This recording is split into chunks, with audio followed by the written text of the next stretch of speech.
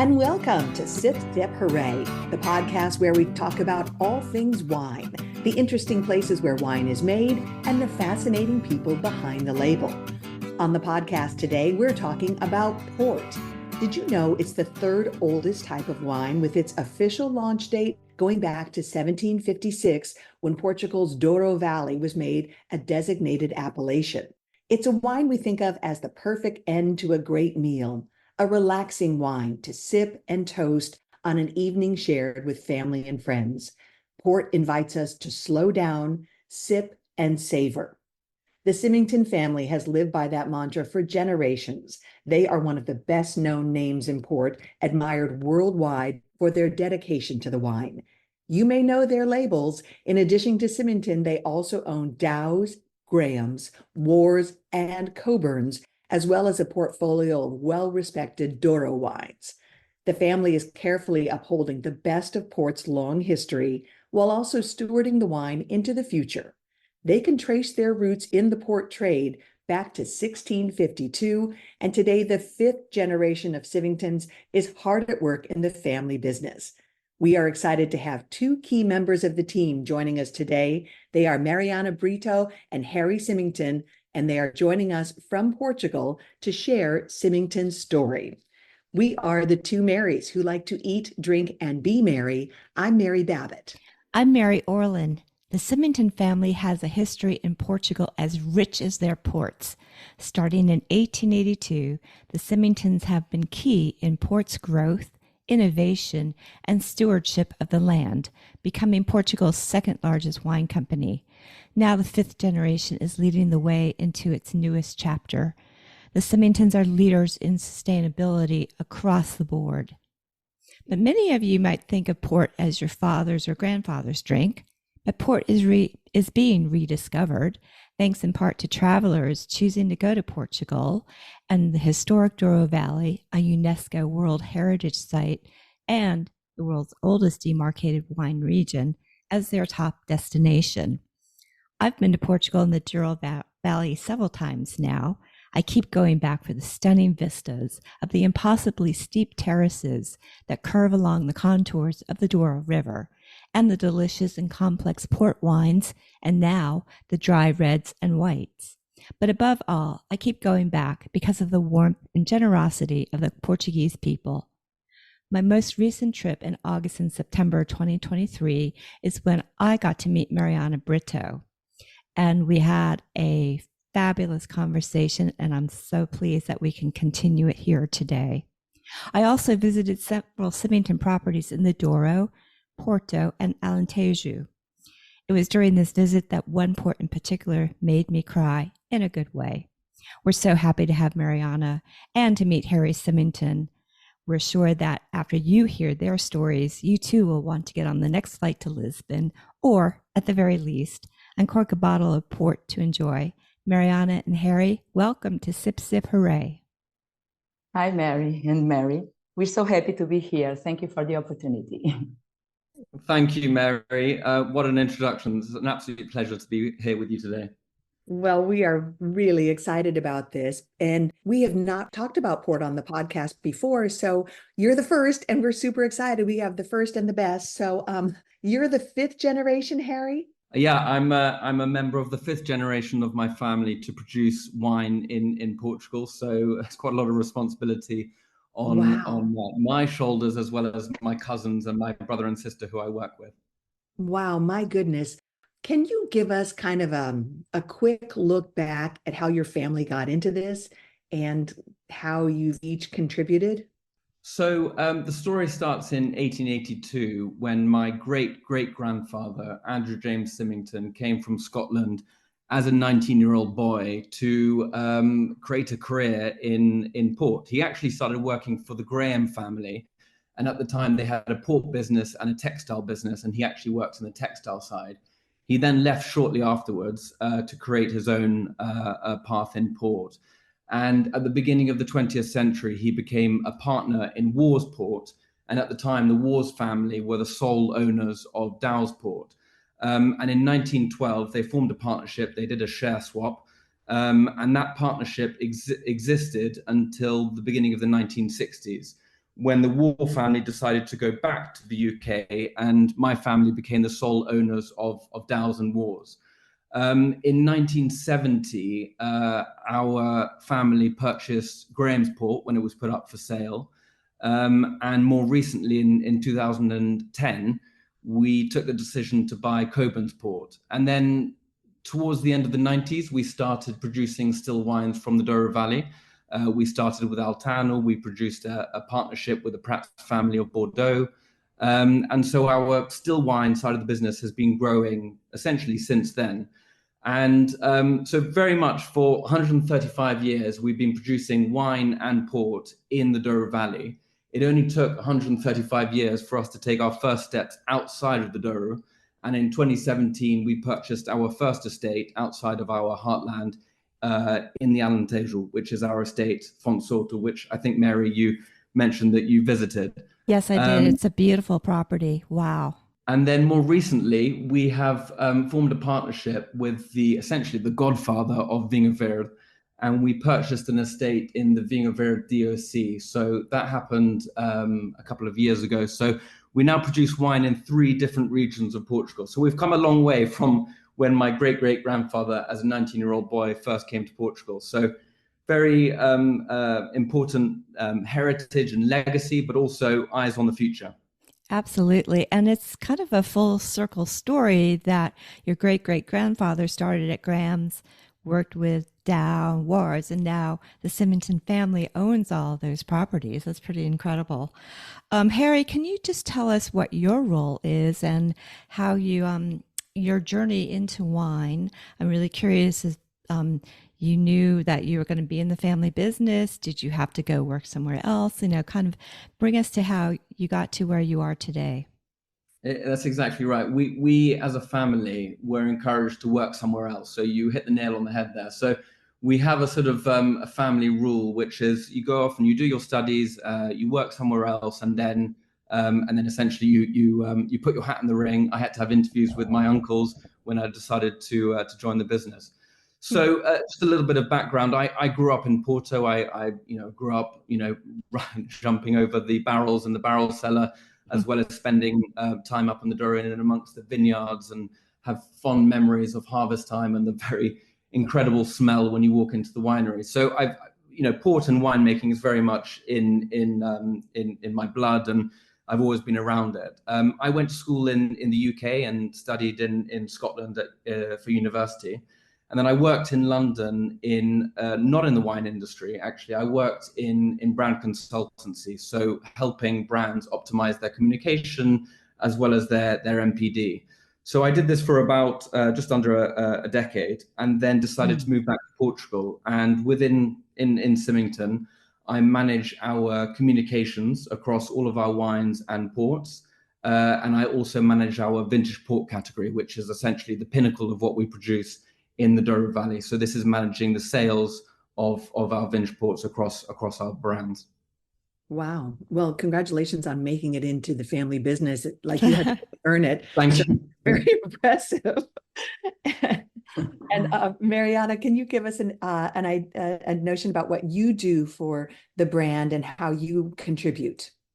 Yes, of course. I joined Symington team in 2012, and I think that at that time the family took the decision of focusing in the Douro wine category to diversify our portfolio regarding the still wines, and to increase volumes of production, and of course to increase our presence in the different markets, in the various markets. So my responsibility is to manage and promote the Douro wine category with the Symington team. And it's very challenging, and very enthusiastic for me, because it involves different areas of the business, different departments of the company, and different people.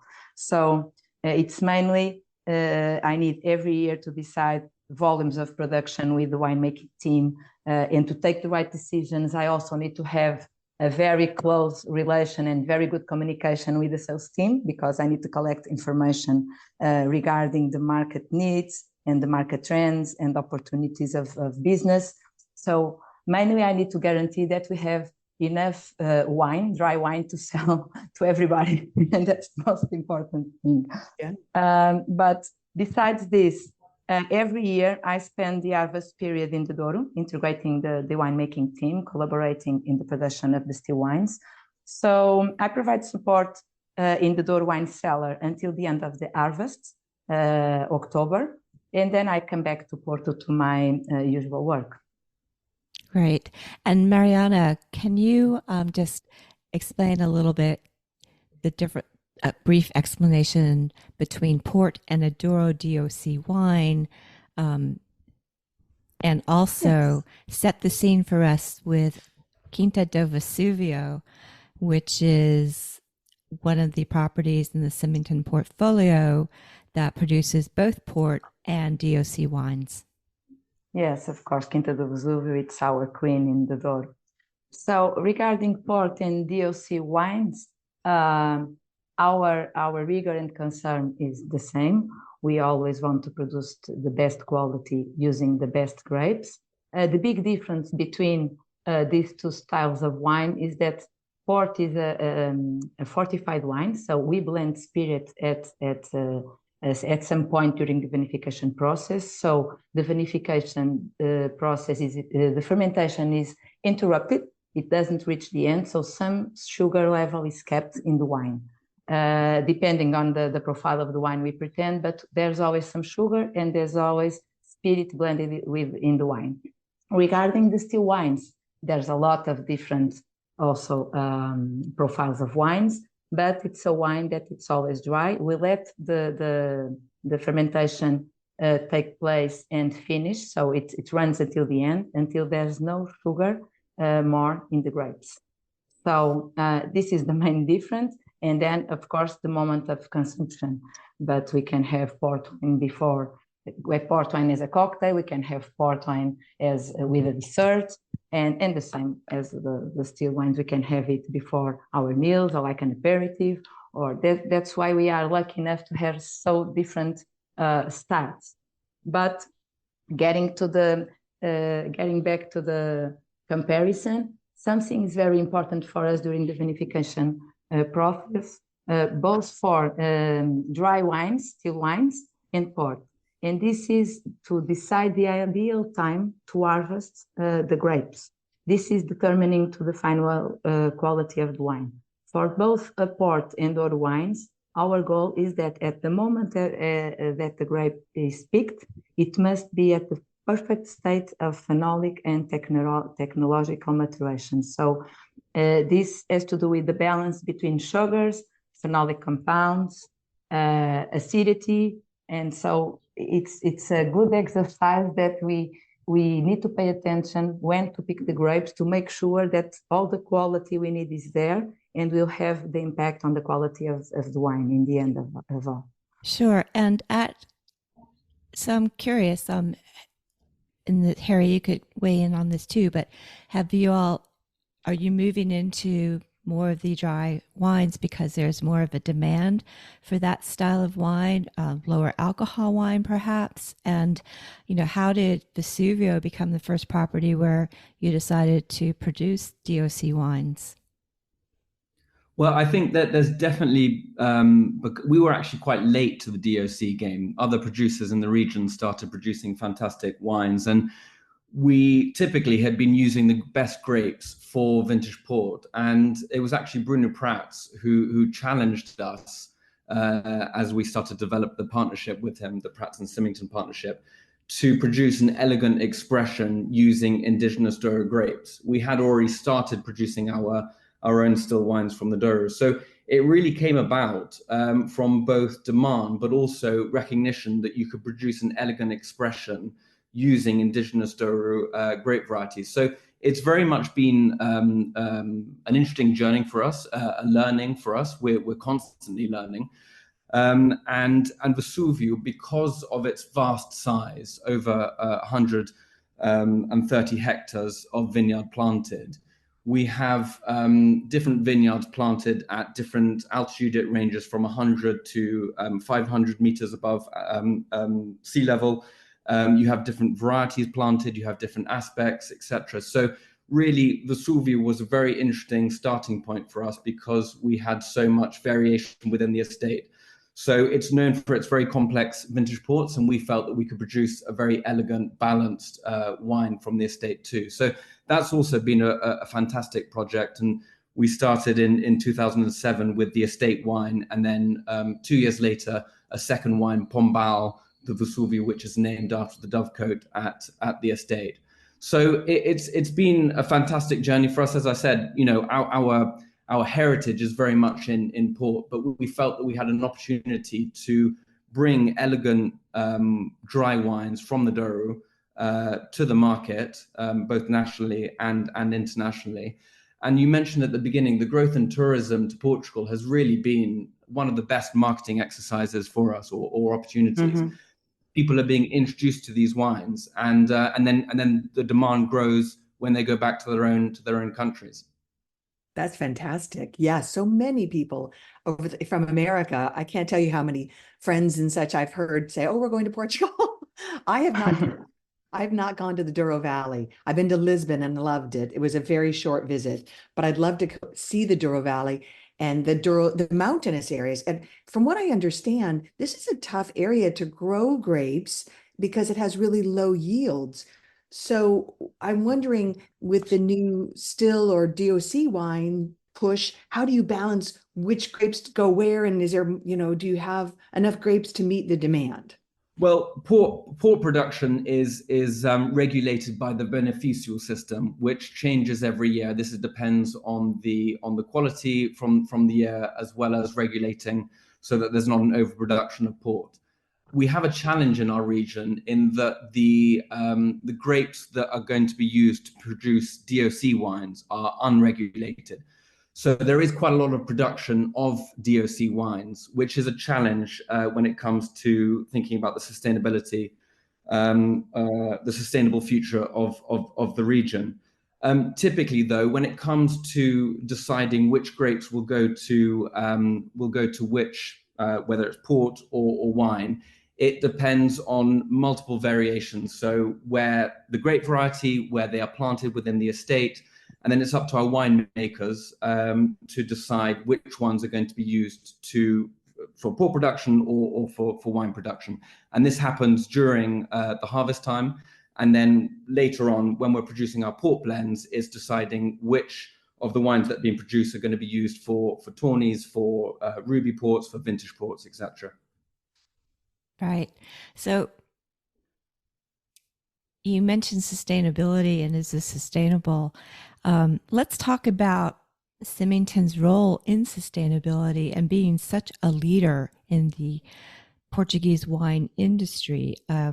You all have had so many firsts and accolades, if you've put in the work. And I'd just like to highlight a few things that you all are the first Portuguese wine company to be certified B Corp.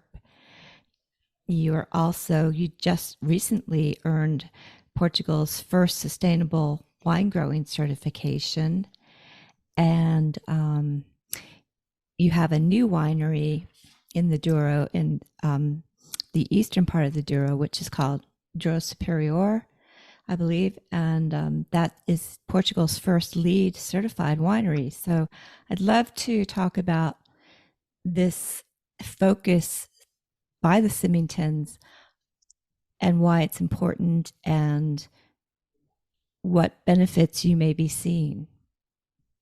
Well, I think as a company and as a family, we think long term. We've been producing wine in the Douro Valley specifically for 140 odd years, and every generation of our family has essentially had to adapt to certain challenges. The post-war period was particularly tough. Many port houses were sold during this time, and we were very lucky. I'm very fortunate that my grandfather and his cousins were able to continue doing what they did. The challenge that's facing our generation is the environmental challenges, and we can see that in the Douro. We have climate data going back 30 odd years. And we can see the gradual increase, 1 or 2 degrees within the region, as well as the dramatic effect on annual rainfall. It is lower, but it's also more erratic, coming all at once rather than, banking on the winter rain to fill up the water reserves, and so that the vines can be sustained through the very hot and dry summers. So we recognize this, and we want to be able to produce wine in the Douro Valley for another 50, another 100 years. And we know that to be able to do that, we need to support a healthy environment in the regions where we work, specifically the Douro Valley. So we're trying to do our bit, and our sustainability strategy is essentially adapting to the conditions that we already see, the impacts of climate change, which are those that I've just mentioned, higher temperatures, more frequent heat spikes through the summer, and lower average rainfall, as well as trying to reduce our own emissions and essentially do our bit. The scope of what you guys do, and reading your website, I was very impressed at how you appear to be taking very good care and caring deeply about the land and the environment as you're taking, you're minimally invasive, and yet with less rainfall. Are there water demands? And how do you, I guess I'm curious how you guys manage all of this during challenging times climate-wise. I mean, it's certainly a challenge. I'm glad when having these conversations, I'm glad I don't work in the production side. That's all managed by my father's cousin, who's our head winemaker. And, at harvest time, he manages, specifically in the Douro, the harvest across 26 different estates, vineyard estates. So he's primarily focused on the Douro, but then we obviously have Fonsalto and more recently the Vinha Verde. And like Mariana said at the beginning, we need to ensure that we are harvesting at just the right level of ripeness, both very important for our DOCs, but also for our port production.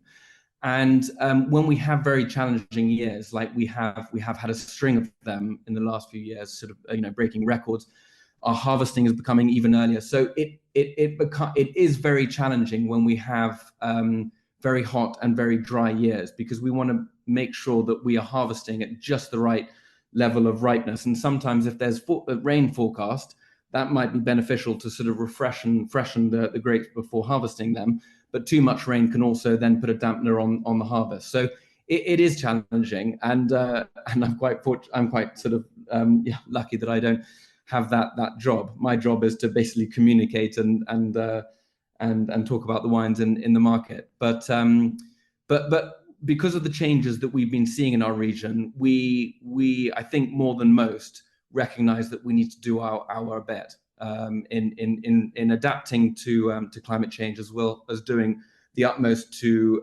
promote the growth of essentially the Mediterranean scrub that borders our vineyards, as well as cutting emissions and all the rest of it. So it is quite a big challenge, but I think it's one worth fighting. Sure.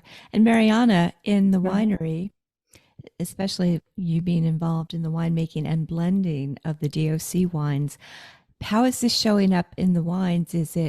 Are you doing something different with the blends, or I know you talked about picking decisions, picking earlier. Just talk to us about how you're kind of growing, adapting with these challenges. Well, we are starting to harvest earlier, but that's the same for port or for the still wines, as the climate changes affect all the grapes. And this that you mentioned previously is that Douro has very singular conditions, and we are very lucky because the vines are hardy vines with big roots that are able to force through the schist rock in the soil and to survive to these conditions. And the vines can keep on doing the cycle of the maturation and surviving even under strong stress conditions of a lot of heat and very, very dry conditions. So as you mentioned before, also the yields are very tiny. I think this is important to share, because when comparing the Douro region to the other new old wine regions, we only have around, on average, 4,000 kilos per hectare, which is nothing when compared with the New World can reach up to the 14,000 kilos. So Oh, wow. we really face a lot of challenges, and it's a very short period, 1 month during the harvest time, to get as much as we can and take the right decisions so that we can have grapes of extremely good quality and then, of course, high quality wines. But I think we are getting used to it, and something that you mentioned, I was going to tell you about why is Douro so unique and so singular, because we talked about wine tourism, and I think this is important to share that Douro is the oldest market wine region in the world, and it's the largest area of mountain vineyards in the world. We have about 43,700 hectares under vine. So, and most of these vines are planted in very big inclines, steep terraces. Oh, yes. So mechanization is a challenge. To work these vineyards, we need a lot of manual work. And this is being nowadays increasingly difficult to find people to work in the vineyards. So the costs of production are also very, very high.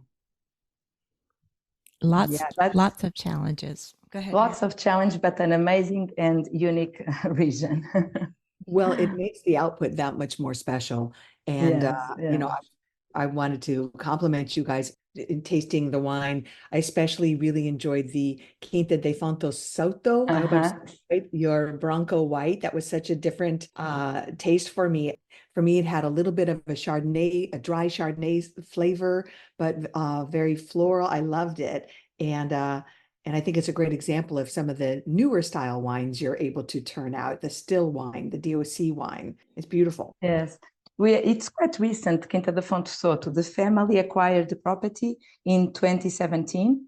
It's a 200-hectare property with 42 hectares of vineyards. And this property is an Alentejo, but it's a very special Alentejo. Porto Alegre sub-region is quite different in terms of climate conditions from the Alentejo plain, because here we have altitude.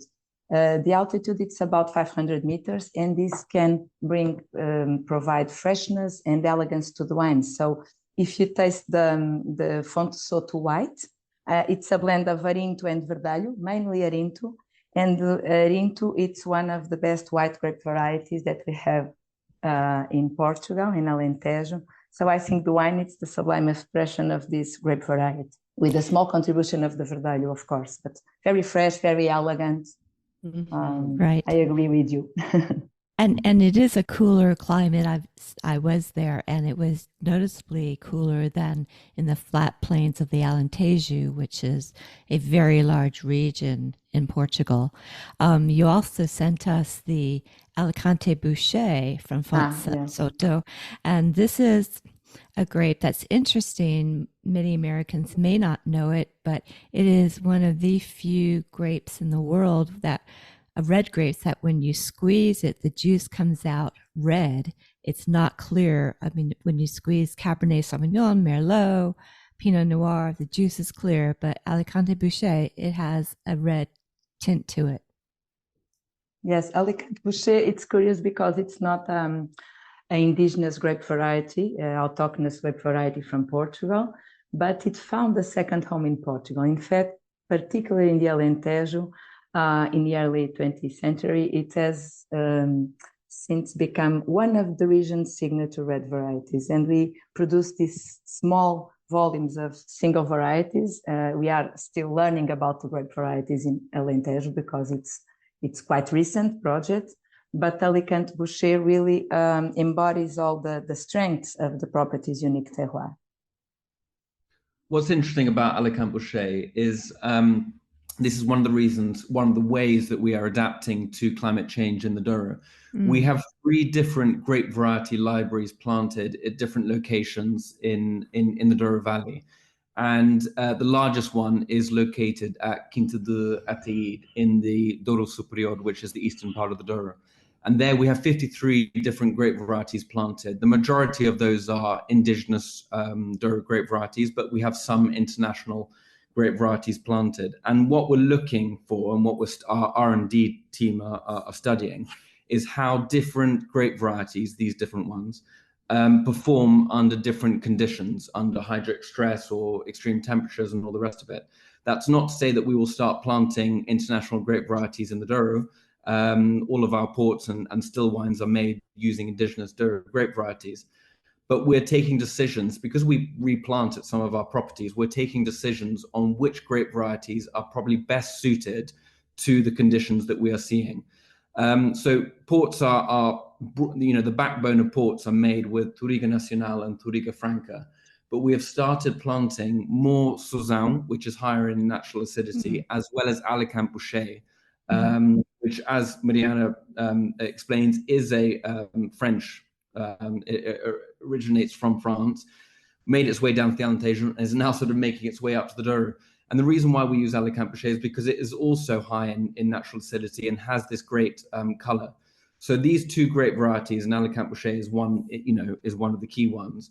We've started planting in greater quantities, and vintage port, which is the absolute pinnacle of what we produce in the Douro Valley. Typically 10, 15 years ago, you wouldn't see any Alicante Bouschet or Sauzon in the blends. And now you're seeing more of those in smaller, 5, 10%, 15%, but the backbone being still Nacional and Franca. So quite interesting just seeing how things are evolving from a winemaking perspective in our region. Absolutely. And a great example of how you guys are keeping an eye on the future while also trying to take care of the great tradition that you have in making port wine. And speaking of that, how are you working to bring a new generation of port drinkers into the fold? Very good question. You mentioned at the beginning that port, I will say had, because I'm going to say that I'm going to do my comms bit. It did have an association with an older generation and all the rest of it. And actually, since I've joined the business which was now 5 years ago, I've seen a notable change in the way that people talk about new types of ports or new releases appealing to a younger generation.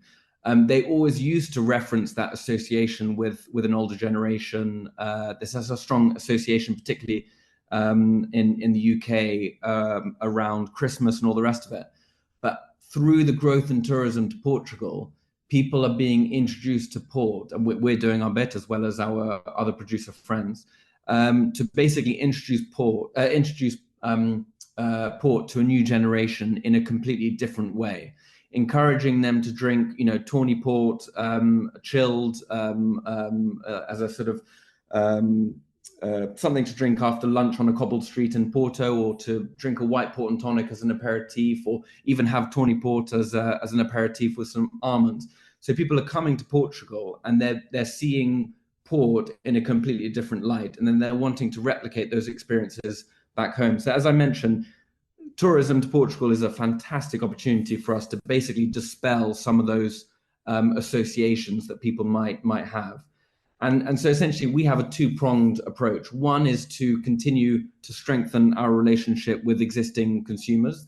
And we sort of describe these as the more traditional consumer. Again, they might not necessarily be defined by their age, but they drink port in a more traditional way. So it will be at the end of the dinner. It might be in a formal occasion. It might be with cheese.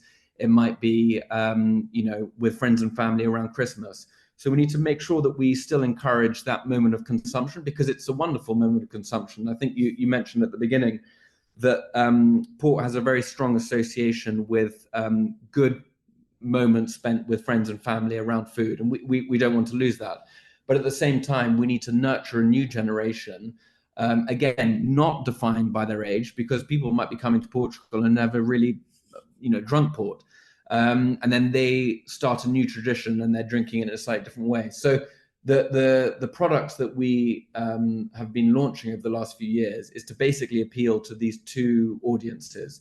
And so with the new generation, we have launched under the Graham's brand, the Blend series, which is a white port made with more floral, aromatic grape varieties that lends itself to be blended into a cocktail. But that's not to say that you couldn't drink it in a normal wine serve. And then we have a ruby port, which is a lot fresher. And again, it's designed to be able to be mixed into a cocktail, or you could drink it neat. And Coburn's also has its Tales of the Unexpected. It's a ruby, tawny, and white port. And these are designed to essentially challenge, perceptions of port and encourage people to drink it in a different way. Absolutely. And the labels, like the labels on Tales of the Unexpected from Coburn's, they're fun, colorful, very artistic versus a traditional port label. And I can also say that I was turned on to the Porto tonic, or the white port tonics, when I was there, and they're delicious and refreshing. And one thing I also wanted to talk about is the industry diversifying a little bit more, seeing more women working in the traditional port houses. And Mariana, I wanted to ask you about the changing role for women. And you're in leadership, and are you seeing more women coming up and being interested in getting involved in what you're doing? Yes, I think it started happening a few decades ago. Of course, historically or traditionally, the wine industry, like many other sectors, was seen for many people as a world of men only. However, over the past few decades, there has been a noticeable change, with more women entering the wine industry and assuming leadership at various levels. Currently, there are more and more women taking on roles as winemakers, for instance, and involved in all aspects, from vineyard management to the winery, PR, marketing, and even sales. And there are also a lot of women working in different areas of the wine industry, like wine critics, journalists, wine bloggers, and sommeliers. So I think that women are increasingly making their mark in the Portuguese and not only Portuguese wine industry, and give a good contribution to the country's winemaking heritage with their skills and expertise and creativity. But of course, it's not a world of men, it's a world of men and women, and I think the result is very good because we make a very good team working together.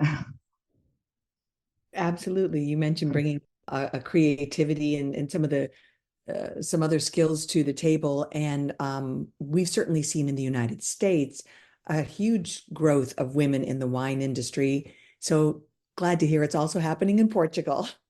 Yes, there is.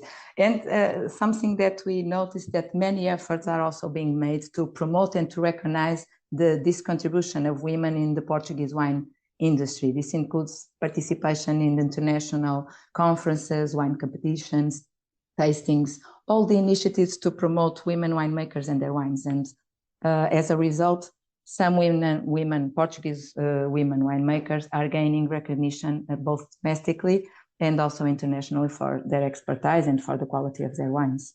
Yeah, that's fantastic. Harry, there's some Symington women in the business as well, yes?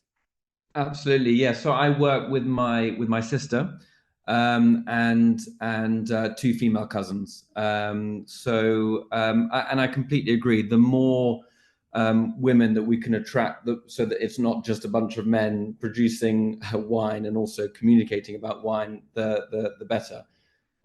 So our company is quite traditional in many ways, not just in reference to the number of women there, but it is beginning to change and has been changing, like Mariana says, and it's a very positive change. That's great. May I add that? Excuse me, Mary. Something this is happening also in other areas of activity, because before, a few decades ago, we didn't see women in the army, and now we do. And before, there were no women driving buses, and now there are plenty of women driving buses. And I think it's interesting just to mention that if we go back to the 19th century, and this is about someone, a woman, a visionary that was known at that time, became known in the Douro region. The first figure that I think that changed the wine industry in Portugal was in the Douro in the 19th century, Dona Antónia Adelaide Ferreira. I think you already heard about Dona Antónia. Yes, I did. Nicknamed Ferreirinha. And she when her husband passed away, she inherited Quinta do Vesúvio estate. So during some time, she was the owner of Quinta do Vesúvio. And she took the reins of the family business and dedicated herself to the production of port wine in the Douro region, which I think was quite unusual at that time. And so she became known for being a visionary and for the new techniques that she introduced in the production process. I think this is curious because she was always concerned about people, and this was a century for B Corp. So it's something that I think is remarkable because her concern shows how her character was, because her concern was mainly for the workers. I think it's something curious because there were no women in the wine industry at that time, and she was in a remote estate in the Douro, far from everywhere else. She was really courage. Yes, absolutely. That did take courage, and she has left a tremendous legacy and Yes. something that I hope, when people come visit, that they learn about. And speaking of visiting, let's talk about what people who are coming to Portugal and to the Douro Valley and Porto and beyond can experience, because I think you have several different types of experiences. And I have experienced the tremendous hospitality in Quinta do Bonfim in the Douro Valley, in the port lodges for Coburn and Graham's in Porto. But just tell us a little bit about what people might experience when they come visit. So down in Vila Nova de Gaia, which is where our port lodges are, essentially the cellars, the barrel cellars. This is where all port is aged, not just us, but also the other producers in the region. And this is there's a historic reason, because it's the mouth of the river. Vila Nova de Gaia sits on the coast, and the port used to be transported by boat down the river and then aged on the south side of the bank of the Douro River as it meets the Atlantic, because it's cooler facing, and so this is the ideal place to age port. And we don't take it down by boat these days. It's a less romantic form of transport, but this is very much the home of where port is aged. So if you're coming to Porto, and Vila Nova de Gaia is on the south side of Porto, the south of the river, you can have a tour through the barrel cellar as well as the bottle cellar where we age some of our vintage ports. And then you can have a specialized tasting, and we have a team of absolutely fantastic guides that can guide you through this wonderful experience of being in the very sort of cool cellars, and then have a tutored tasting at the end. At Graham's, we have a restaurant which overlooks the river, so that's always a huge, a great experience for people coming to visit. And then up in the Douro, as you mentioned, Mary, at Dows's principal estate, which is Quinta de Bonfim, we opened the estate, and the winery opened to visitors in 2013. And so there you can have a similar sort of experience. You can see the winery, and if you're visiting during harvest time, you can actually see the wine being made. You can go into the old lodge. We have a lodge up there where the wines spend their first winter, the ports, before they're taken down to Vila Nova de Gaia to age. And we have two restaurants there. One which is essentially it started as a pop-up restaurant in the middle of the vineyard. And because it's so popular, we decided to open it every year. So it's a seasonal restaurant that opens from springtime through to autumn. And that's called Casa dos Ecos, which means Echo House, because when the Symington family were previous generations, young kids running around, they would also shout. They would always shout, from this part of the vineyard, and it would make a very loud echo. So it's called Echo House for that reason. With the same chef, we've opened a restaurant which is more formal down next to the actual winery. And this chef is Pedro Lemos. He was the first chef in Porto to get a Michelin star. And so he's two restaurants up at Bonfim have two quite different offerings. Casa dos Ecos is very traditional, very generous foods served on very large sort of plates, which are cooked in wood fire ovens. And then the other restaurant, which is called Bonfim 1896, which is the year that Bonfim was acquired for Dow's, is more formal dining. So fantastic experiences to be had, not just at our lodges and estates. I would encourage anyone to go and visit any of our producer friends, because it really is, as we've all been saying, such a unique region. It's got the largest area of mountain vineyard in the world. It's just over 50%. I don't think any other region comes close. And you can't beat the views. It is absolutely breathtaking, like no other wine region in the world. Yes, completely agree. I'm obviously incredibly biased, but I completely agree. It's breathtaking. It's a really magical place. So I would encourage anyone who hasn't been to go visit. Well, it sounds magical. Mary, I want to know, you said one of these wines made you cry. Yes. And we haven't gotten to that yet. That's what that was all about. Well, so I was in Portugal in August last year for mine and my husband's birthday, a big birthday. And we, at Mariana's encouragement, we made reservations for dinner at the Bonfim 1896 restaurant. And at the end of the meal, a server came around and said, would we like to have some port after dinner? And by that point, we were like, we've had enough port today, thanks, but we'll pass. And he said, well, it's a very special port. And he said, it's a Dow's 1963 vintage port. I'm like, oh my God, that's my birth year.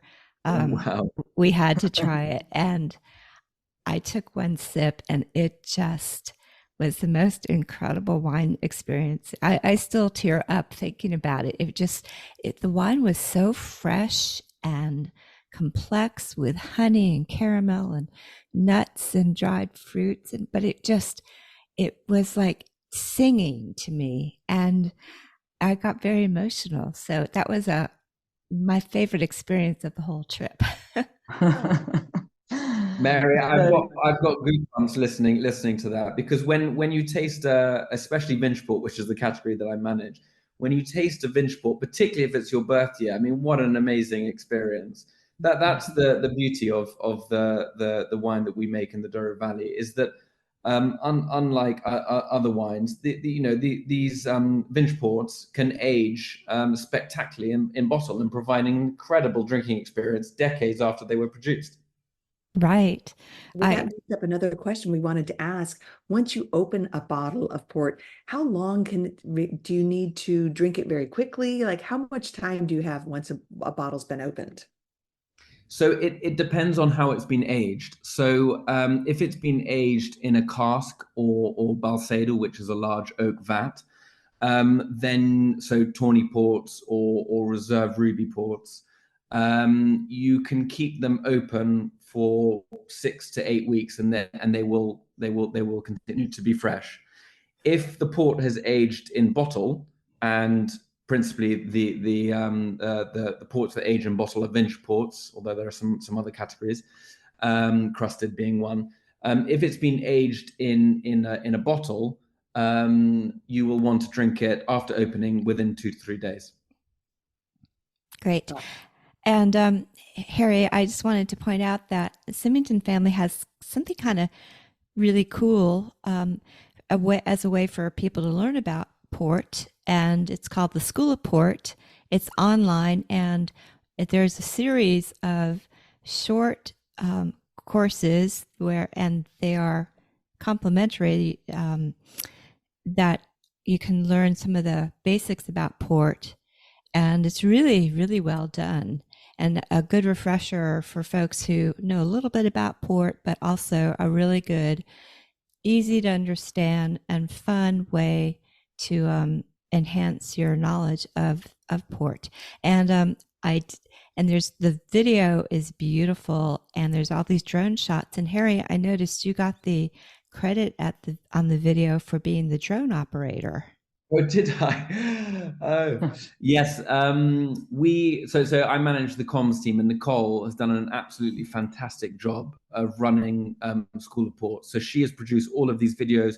She actually started as a guide in the Coburn's Lodge, and then she came over to the communications team during the pandemic. And in lockdown, we decided to create an educational platform to continue essentially the professional trade training that our sales team were doing, but now we had to migrate online. So it started there, and we created an Instagram account where we would basically be publishing interesting tidbits around pork production.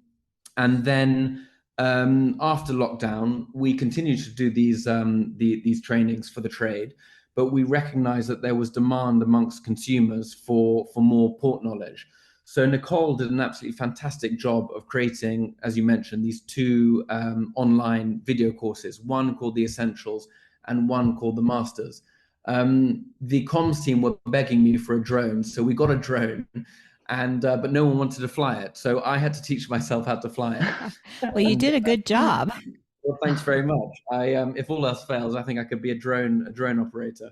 There you go. All in a day's work. So I'm glad I made it into the credits there. What isn't in the credits is that actually I remember we were at Senhora da Fibeda, which is one of Dows's estates, the other one to Bonfim, and I actually crashed it into the roof because I was trying to do this really elegant pan. But luckily it didn't break. So that isn't mentioned in the credits, which I'm quite glad about. We won't tell anybody. I knew that, but I was not going to talk about it. It has been such a delight. Mariana, Brito, and Harry Symington, thank you so much for joining us. I feel like I learned a lot about port and the newer DOC drier still wines from the Douro Valley, and I really want to go visit now. I just thoroughly enjoyed this, and I'm excited. I'm hopeful that other people who may be new to port are intrigued and now want to give it a try as well. Absolutely. And we will post a bunch of information on our show notes on our website, sipsiphooraypodcast.com, including links to the School of Port, to the Symington properties. We really encourage everybody listening to, if you haven't had port or it's been a while since you've had it, give it a try, but also look for these really wonderful still wines coming out of the Douro Valley. I think they're great values too. That's one thing, and across Portugal, the wines are such amazing values for the quality. Well, thank you very much, Mary and Mary. It's been an absolute pleasure speaking to you both. And thank you very much for having both Mariana and I on the podcast. It's great to be able to share our story and to shine a light on Portuguese wine as well as port. I hope that you have a wonderful weekend and that our paths will cross one day soon. I hope so Thank to you. return. Yes. Thank you. Thank you. Obrigado. Obrigada. Thank you. All right. Cheers and sip, sip, hooray. Thank Pleasure. you. Okay. Thank All you. right. Bye Have a great bye. All right. Ciao. Have a great weekend. Bye. Thank you. Well, what a fun dive into the world of port and also the newer still wines from the Douro Valley. My goodness, I can't imagine how busy that family is and their production team, Mariana, the whole crew with so many different labels, so many different varietals they're doing. It's just nuts. One thing I found in visiting all their different properties is that they are very focused on quality, tradition, culture, and on the hospitality experience. So that there's some really, really great management happening in the company, and that really shows. And the care that they take, it really shows in the wines. Like it was so fun tasting the dry, still Douro DOC wine from Vesuvio compared to we got a 2017 vintage port, and they're both lively and fruity and have complexity, but in a different way. So, there's so much to discover with port. We could talk forever about it, But the best thing to do is go out and taste some. Yeah, and maybe even get yourself out to the Douro Valley, go see what they're up to with the Symington family. And it sounds like a fun trip to me. Mm-hmm. So, as always, we want to thank you guys for listening to Sip Sip Hooray podcast. We hope that you will share our podcast with your friends, like us, rate us, let us know how we're doing, subscribe, and just keep spreading the word about Sip Sip Hooray. And as I mentioned, I'll be putting a lot of links and more information in our show notes on sipsiphooray.podcast.com. Also, look for this coming soon. I will put a little kind of fun fact sheet together about things that you may want to know about port. You know, we didn't really get in depth into the different types of port and how it's made and everything, because that would be a whole nother show. But, you know, some fun facts about, again, how long does it last once it's open, what you can drink it with, and where to find all these wines too. So look for that on our Substack, and be sure to subscribe to Substack because you'll get an email whenever we have new content there, especially when we post a new episode. And as always, you can find us on Instagram and Facebook, and we sure hope that you will keep listening to Sip Sip Hooray podcast. Well, Mary Babbitt, cheers to you and Sip Sip Hooray. Cheers, Mary Orland. Sip Sip Hooray.